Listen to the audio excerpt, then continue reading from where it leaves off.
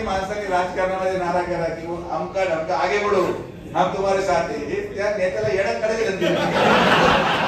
पोलिसांनी हाणायला सुरू केलं तर तू खा मग आमच्यावर आला पाहिजे. मी उलट आहे, तुम आगे चलो भैया मैं पीछे हूं, आराम से चलते रहो. हे आप त्याला करायचं. मी बोललो का महाराष्ट्रात लगेच आता ह्या बोलले का बोलतो बरोबर क्लिप क्लिप क्लिप कट करून बाद एडिटिंग करून कसे वाचतात क्लिपा तुम्ही. आणि मी या कार्यक्रमाच्या निमित्ताने सगळ्यांना विनंती करेन की आपण सगळ्यांनी संयमाने व्हॉट्सअपवर सोशल मीडियावर जपून कमेंट करा. सोशल मीडियावर युद्ध होता कामा नये. सगळे युद्ध हे संध्याकाळी 8 वाजता सुरू होतात आणि सकाळी 6 वाजता संपतात. त्याच्यानंतर 6 ते 8 सगळं नॉर्मल शेड्यूल. एकमेव शहर आहे महाराष्ट्रातलं जे 8 वाजता रात्री सुरू होतं आणि सकाळी 6 वाजता थांबतं. मी कोणाला दारू प्यायला थांबू शकत नाही आणि दारू पिल्यानंतर मेसेज टाईप करायला थांबू शकत नाही. तसं झालं तर मग मी म्हटलो कारण की साहेबांचं मंत्र वेगळे माझे मंत्र वेगळे. औषधाच्या पलीकडे गेला होता पेशंट शिर्डीचा, त्याला सलाईनच लावावं लागली. मोठे इंजेक्शन, माणसाचे इंजेक्शन, जनावरांचे इंजेक्शन माणसाला द्यावं लागले.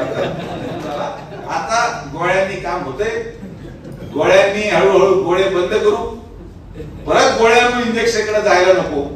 मुलीची छेड काढली जाते रस्त्यावर, 3 छपरी पोरं मोटरसायकलवर फिरतात आणि आपण पोलीस कंप्लेंट द्यायला जातो. एकदा झालं, दोनदा झालं, तिसऱ्यांदा जायची गरज नाही. पहिलं ठोका आणि मग मला दादा मला वाचवा, मी तुम्हाला वाचवा. प्रत्येकाला अपेक्षा आहे की नगरसेवक व्हावं, प्रत्येकाला वाटतं मी नगराध्यक्ष व्हावं, पण आपण कशासाठी होतो हे कोणाला माहिती नाही. 2 पॅनल होते, 3 पॅनल होते. कोणी जरी नगराध्यक्ष झाला आमच्याशिवाय काम करू शकतो का? ज्या दिवशी मी बापूचं योगदान विसरेल, ज्या दिवशी मी ज्ञानेश्वराबाचं योगदान विसरेल, ज्या दिवशी मी अभय शेळकेचं योगदान विसरेल, त्या दिवशी माझं वर्तमान कधीही स्थिर होऊ शकणार नाही आणि मी भविष्याचा विचार करू शकत नाही. इतिहासामध्ये दिलेल्या योगदानाचा विचार झाल्यानंतरच भविष्याची पायाभरणी होऊ शकते. फक्त आबा उचलले तुमच्यामध्ये. विमानाच्या वेळेस एखादा संघाचा माणूस आपल्या बरोबर पाहिजे म्हणून आबा फोडला आणि आमच्या बरोबर तुमच्यासोबत जोडणे सोपं नव्हतं. तुम्ही गाव ठरलं लगेच बंद करून टाकायचे, मोटरसायकल लावायचे, सभा होऊन देत नव्हती आमची. आमच्याकडे गाडीमध्ये पेट्रोल टाकल्याशिवाय गाडी चालत नाही. आणि इथं स्व खर्चातून एक काळ होता शिर्डीमध्ये 11 वाजता सकाळी बैठक जर बोलवली तर खुर्च्या काढावं लागायच्या. खुर्च्या कमी कर, थोडा गॅप ठेव, थोडी जागा करा म्हणजे गर्दी भरून दिसली पाहिजे. फोटोग्राफरला फोटो काढताना हॉल भरलाय असं वाटलं पाहिजे. त्या काळापासून तर आज हा काळ शिर्डीमध्ये आलाय की लोकांना उठून महिलांसाठी जागा करून द्यावी लागती. हे अभूतपूर्व परिवर्तन या शिर्डीमध्ये पाहायला मिळालं आणि याचं सगळ्यात मोठं कारण हे भारतीय जनता पार्टीचं संघटन आहे. या बाबतीत सरकार भारतीय जनता पार्टीचं असं संघटन आहे ज्यांनी मागच्या 40 वर्षामध्ये एका अशा व्यक्ती आणि अशा परिवाराबरोबर लढा दिला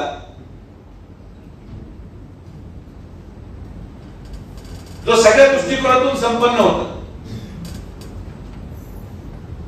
माननीय नामदार राधाकृष्ण विखे पाटील साहेब, आपण बापू असतील, भैया असतील, पूर्ण ताकदीने आपण उतरायचो. राज्यामध्ये मंत्री आहोत, जिल्ह्यामध्ये अनेक पदावर आपण होतो, पण शिर्डीमध्ये कधीही आपल्याला मताधिक्य मिळवून न देणारी संघटना आज आपल्या पुढे बसली. आम्ही सगळे प्रयत्न करून झाले,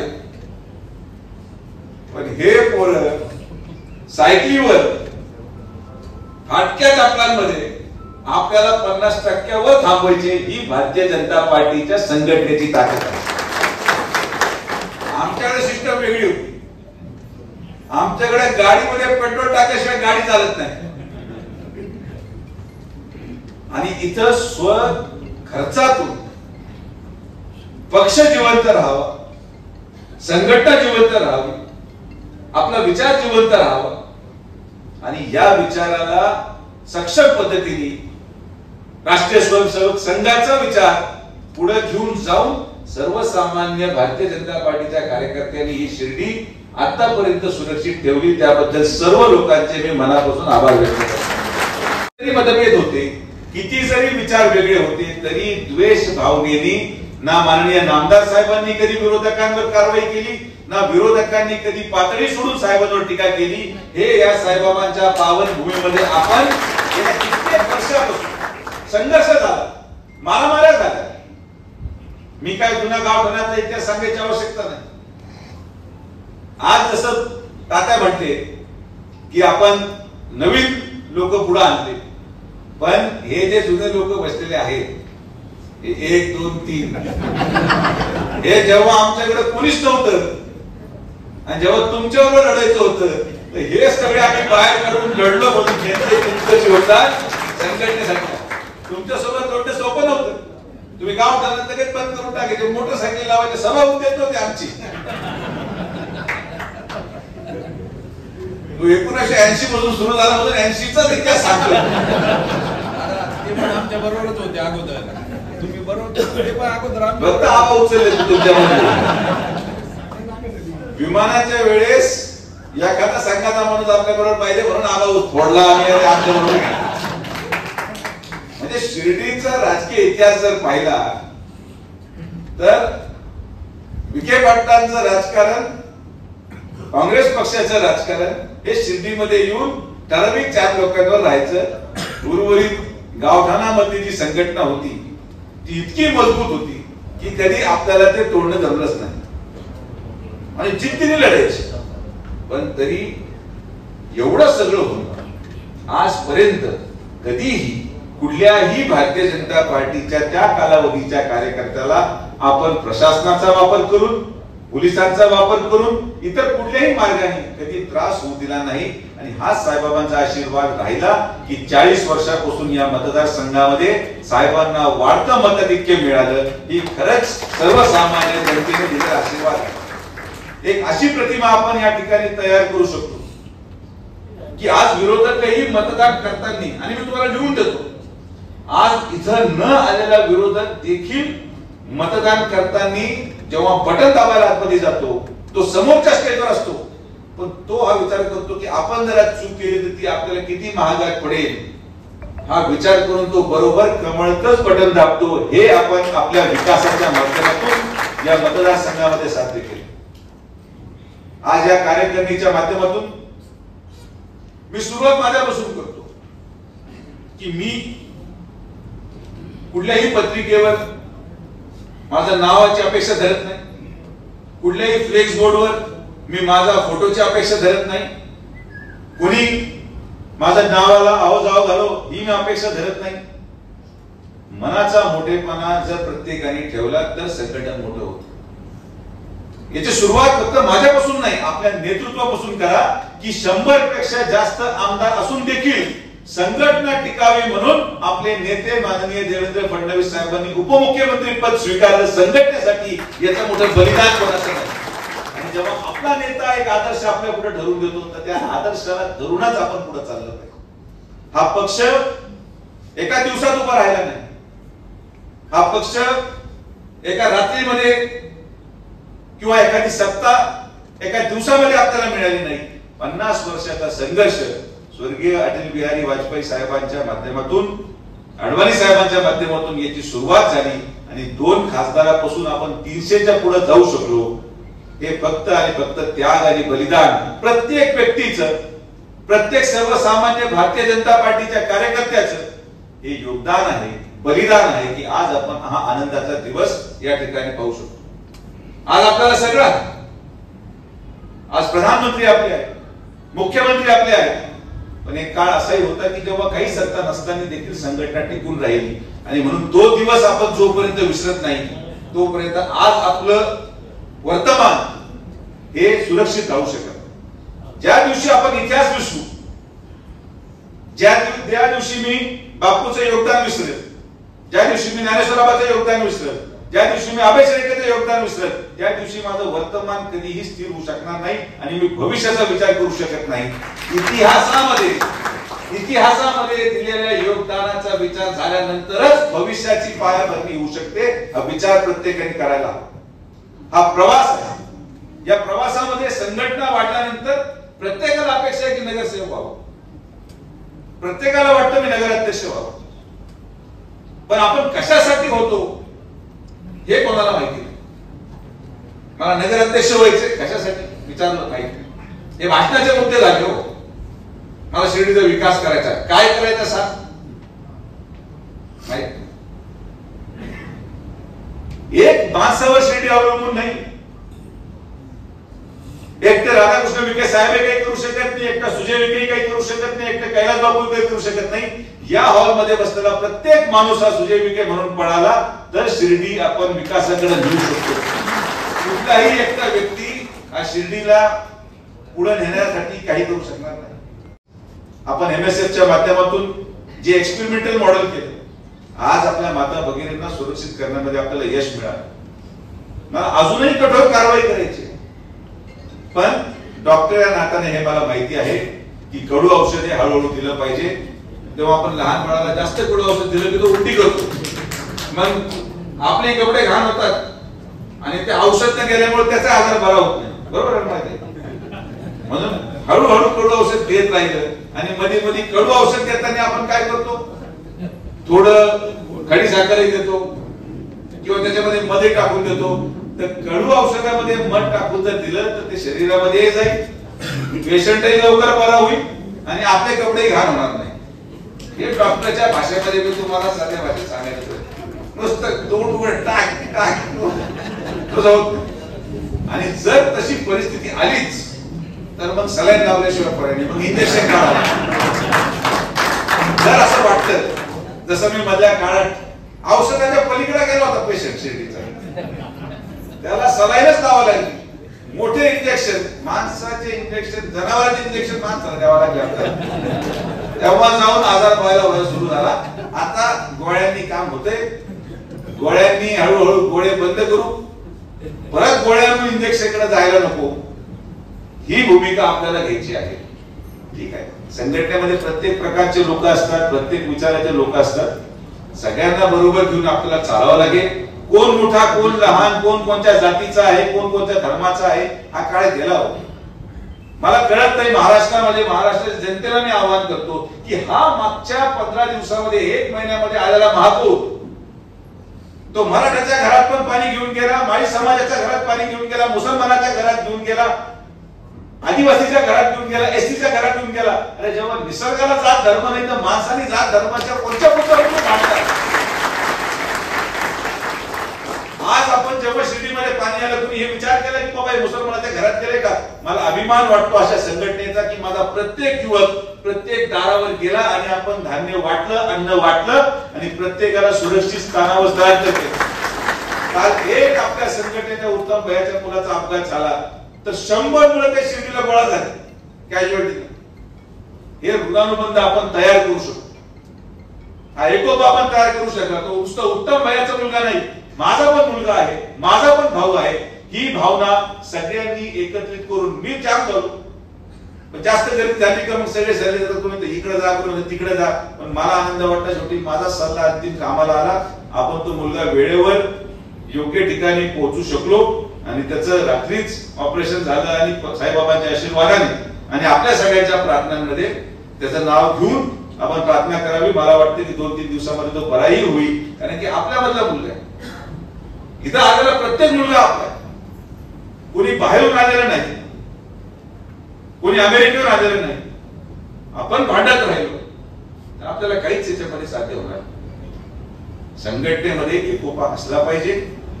मतभेद असू शकतात. 2 पॅनल होते, 3 पॅनल होते.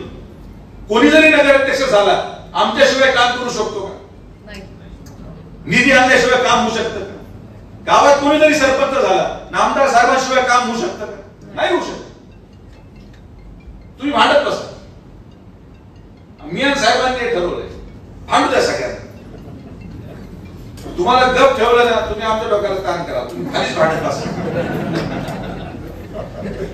तुमच्या भांडणं मिटवण्यापेक्षा शिर्डीचा विकास आवश्यक आहे, मतदारसंघाचा विकास आवश्यक आहे, मुलांना रोजगार देणं आवश्यक आहे, महिला सुरक्षित ठेवणं आवश्यक आहे, संस्थांच्या माध्यमातून शिर्डीचा विकास होणं आवश्यक आहे.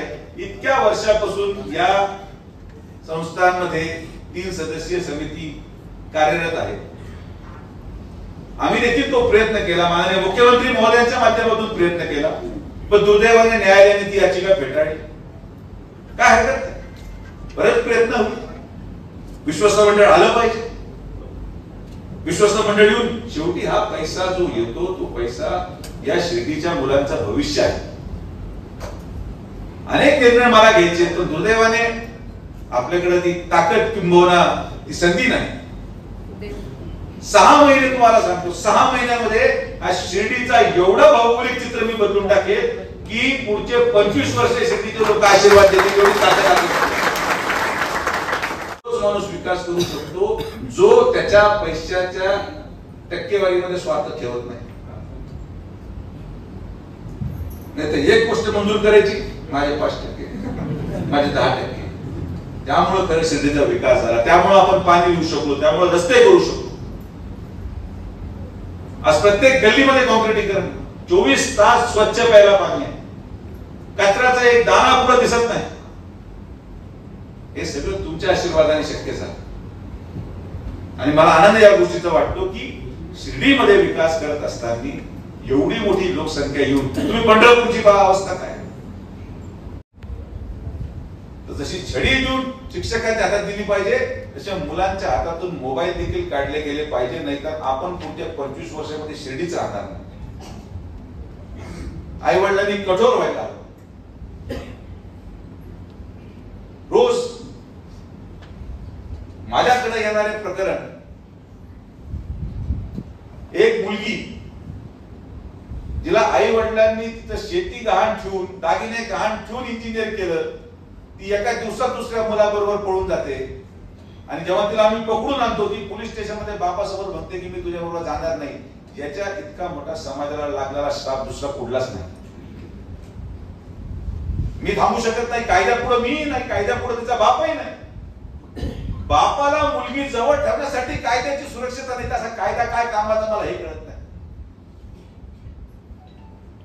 आणि हे सगळं इतकं विक्षिप्त झालेलं आहे समाजामध्ये, हे कसं नियंत्रणात आणावं याचं उत्तर माझ्याकडे नाही.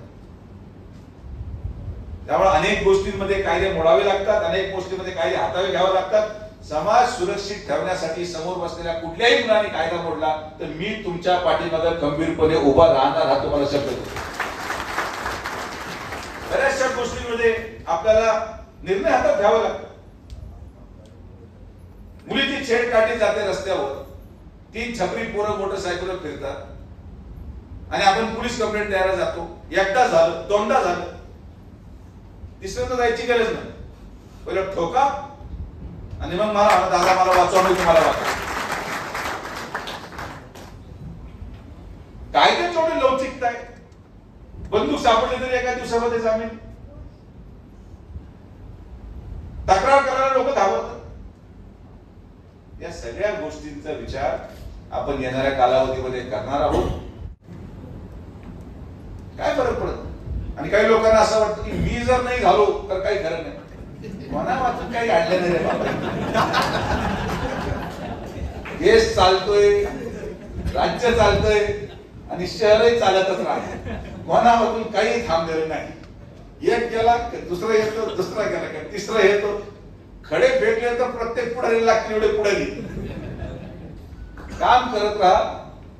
मनामध्ये बाबांप्रती, मनामध्ये गरिबांप्रती चांगली भावना ठेवा. अनेक लोक उपवास करू राहिले 7-7 दिवस, 8-8 दिवस. महिलांचं नाही का, आपलं पुरुषांचं चालू. महिलांनी याच्यामधून मायनस करतोय चर्चेमधून. पुरुष मंडळी अनेक लोक उपवास सगळ्या करतात. ज्या दिवशी तुम्ही गरिबांमध्ये परमेश्वर शोधाल त्या दिवशी तुम्हाला उपवास करायची गरज पडणार नाही. आणि मी तेच करतो. मी माझ्या मुलाखतीमध्ये सांगितलं, आताही सांगतो, मी हे सगळ्या गोष्टी पाळत नाही. मी गरीबामध्ये मध्ये माझा परमेश्वर शोधतो, तोच परमेश्वर हा अंतिम असतो.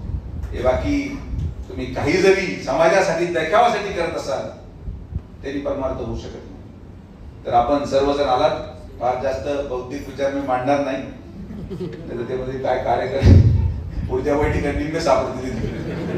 तर अतिशय उत्कृष्ट काम अध्यक्ष आणि त्याच्या सर्व सहकार्यांनी केलं. तुम्ही आज चांगलं काम करत आहात. प्रत्येक जण आपल्या आपल्या परीने योगदान देत आहेत. आणि म्हणून जे मी म्हटलो की साहेबांच्या वेळेस मी का नाही आलो, की असं भाषण मी साहेबांपुढे करू शकत नाही. साहेबांचं भाषण आणि माझ्या भाषणामध्ये फार फरक आहे. त्यामुळे साहेबांपुढे मी असं बोलत नाही, म्हणून मी साहेबांच्या कार्यक्रमाला कधी जात पण नाही. साहेबांचं झालं तर मग मी म्हटलो, कारण की साहेबांचं मंत्र वेगळे, माझे मंत्र वेगळे.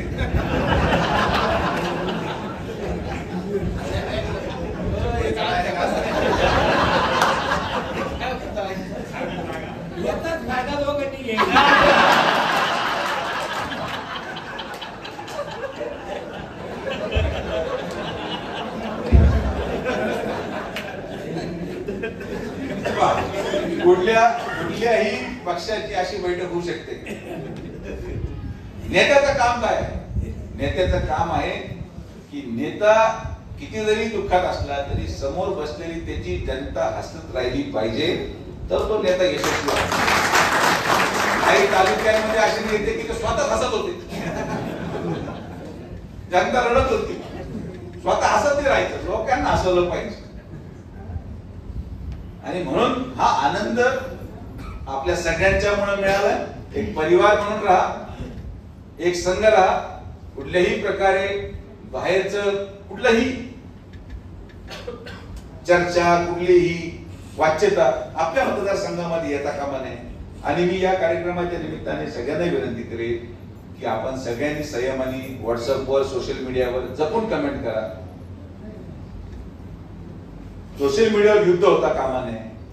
सगळे युद्ध हे संध्याकाळी 8 वाजता सुरू होतात आणि सकाळी 6 वाजता संपतात. त्याच्यानंतर 6 ते 8 सगळं नॉर्मल शिर्डी. ही एकमेव शहर आहे महाराष्ट्रातलं जे 8 वाजता रात्री सुरू होतं आणि सकाळी 6 वाजता थांबतं. मला एक फार आश्चर्य वाटतं की माझ्याबद्दल असा बोलला. आमचे एक सरपंच आहेत, त्यांच्याबद्दल कधीतरी टीका केली व्हॉट्सअपवर दारू पिऊन. तो इतका चिडला म्हणजे माझ्याबद्दल बोलतात. म्हणजे का दारुड्याच्या बोलण्यावर तू जर एवढं धडपडत असेल तर राजकारण सोडून दे. 50 वर्ष आमच्यावर चिक्कलपेक झाली तरी मी असतोय. याला एकच मार्ग मी स्वीकारला, मी आणि माझ्या वडिलांनी. आम्ही पेपर वाचायचं बंद केलं आणि व्हॉट्सअप वाचायचं सोडून दिलं. माझ्याबद्दल कोण लिहितंय मी वाचतच नाही.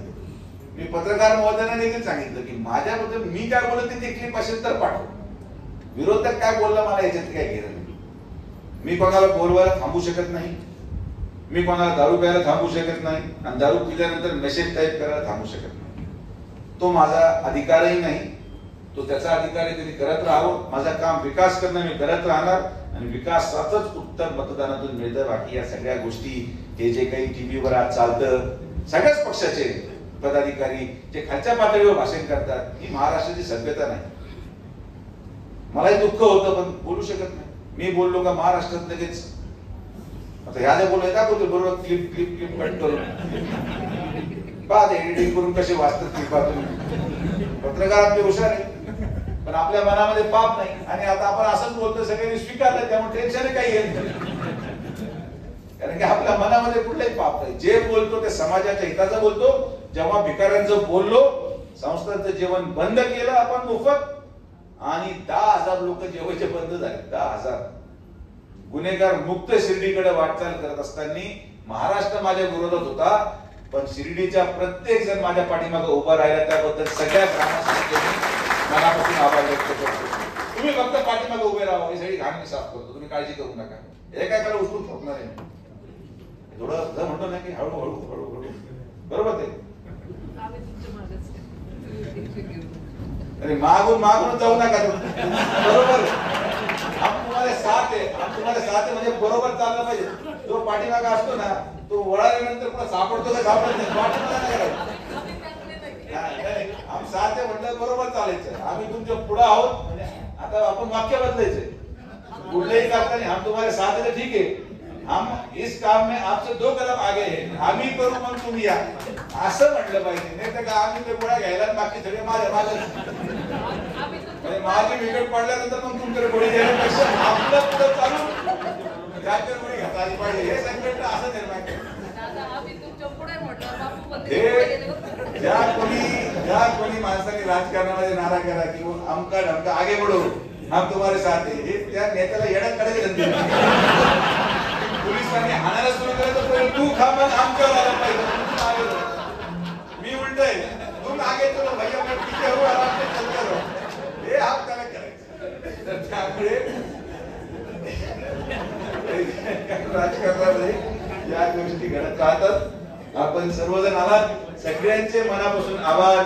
असंच एक राहा, आनंदात राहा आणि भारतीय जनता पार्टी आणि महायुती म्हणून आपण एक संघ राहून काम करू, शिर्डीचा विकास करू, माता भगिनी सुरक्षित ठेवू, युवकांना रोजगार देऊ आणि साईबाबांच्या स्वप्नपूर्तीकडे, ज्या शिर्डीची संकल्पना साईबाबांनी केली ती शिर्डीची स्वप्नपूर्ती करण्यासाठी आज या हॉलमध्ये असलेला प्रत्येक संघटन अविरतपणे काम करेल एवढीच अपेक्षा ठेवतो. थांबतो. जय हिंद, जय महाराष्ट्र, जय श्रीराम.